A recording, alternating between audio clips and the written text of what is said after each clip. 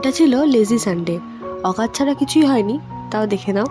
সকালে ব্রেকফাস্ট বলতে কিছু থাকে না সানডেতে, মানে আমি করি না, তাই বিস্কিট দিয়ে সারলাম। দেন একটু চিকেন রান্না করলাম।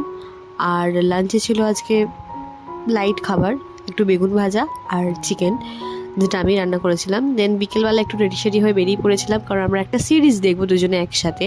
দ্যাটস ওয়াই আমি রেডি হয়ে বেরিয়ে গেছিলাম ওদের বাড়ির উদ্দেশ্যে। রাস্তায় এত সুন্দর একটা কাঠগোলাপের গাছ ছিল, যেখান থেকে এই কাঠগোলাপটা তুলে আমি কানে গুঁজে নিলাম, যেটা আমার সবসময়ের কাজ। তারপরে চলে এসেছে আমার হিরো, ওর সাথেই আমি যাচ্ছিলাম আমার বাড়িতে, যেখানে আমরা সিরিজটা একসাথে শেয়ার করে দেখবো বলে।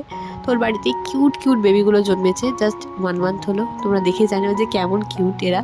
তারপর আমি একটু স্ন্যাক্স ট্যাক্স খেলাম, সাথে অন্য ফ্রাইজও ছিল, সেটার ভিডিও করিনি। দেন এই সিরিজটা দেখছিলাম, যেটা অনেকটা বড়, তাই আমি একটু অল্প দেখেই বাড়ি চলে এসেছিলাম। তো তোমরা কমেন্ট করে জানিও তো কোন সিরিজ এটা। দেন বাড়ি চলে আসলাম, আর আজকে দিনটা এভাবেই কাটালাম। Thank you so much for watching. ভালো লাগলে লাইক করে দিও।